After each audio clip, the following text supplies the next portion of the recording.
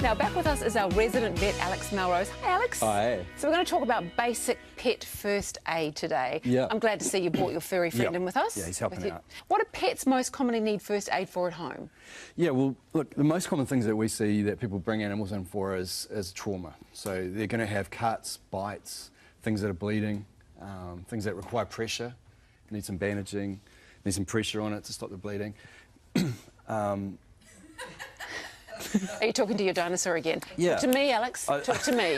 He'll be fine. Let's He's call him just Bertie. mesmerising. He will be fine. He's Okay, so mesmerising. they're bleeding or something, Yeah. or they've been hit by a car or something exactly, like this. yeah. So that's at the, obviously, at the extreme end of the scale. They've been hit by a car, perhaps just outside the house. Yeah. I've actually had it happen to my pets, you know, so... I ran over my dog. It was the most terrifying, awful thing in my life. Dog's fine, but it was awful, absolutely awful. So, say your pet is bleeding, what do you need to do? Yeah, well, look, if it's gone to the extreme levels of running over your own pet, which actually does happen quite a bit, you can do CPR on animals, okay?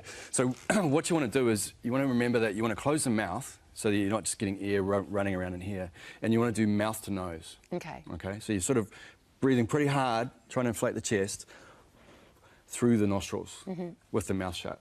And then... You hold your hands around the nostrils. You It's hard do, to take just you like seriously that. when you're doing it on a dinosaur, but I am trying to. I'm being serious. I'm being serious. So, now, round that's right. Do you want to muzzle. try? Yeah, so round the muzzle. Yep. So you're going to close the muzzle. Yep. And then into mouth to nose. Yeah, mouth to nose. Okay. Exactly. Got Fantastic. it. Got it.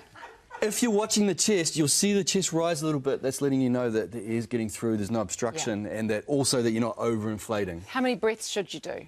Do a couple, and then 50, I don't want to break the table, very, very hard, fast compressions on the chest. Okay. The bigger the animal, the more force you're going to do. So if it's a big dog, you're just going to put all your weight into it, because otherwise you're not going to compress the chest enough. Do you need to be worried about breaking the ribs or anything? At that point, it's a less of a problem for them than not getting their heart started again. Okay. So don't worry about that. In a small animal, sure, you're not going to go crazy on a little cat or So something. 50 of those and then back to the breaths again? Yep. And while you're doing that, ideally, people are helping you get in the car, you know, wrap the animal in a towel, lift it if it's large, or a blanket or something like that. Get it in the car, get moving, get going to your vet. Okay. Because you're going to need help. Yeah, well, you are going to need help. And how long should you do that CPR for? The whole time it takes you to get there. I mean, if you're doing CPR, we'll try for probably 15 or 20 minutes before we say, hey, it hasn't worked. So I have had situations where we've resuscitated animals after, 10 minutes or so. So you just keep going until you get there, and then get some professional help. Okay, you know what? That's actually been very useful. And I told you. Even though you brought a dinosaur, which has put us off slightly. Yeah. But what I do find also interesting is that essentially, if your animal is in some serious pain or serious trouble, you have to get it transported to the vet as quickly as possible. Get someone to ring the vet, or you ring the vet, and get there as soon as possible, so you can start getting. Call on the way. Someone else rings from the car. Okay, that makes perfect sense. Hey, well, thank you so much for that, Alex. My pleasure. Enlightening, and thanks for bringing. We're calling him Bertie in.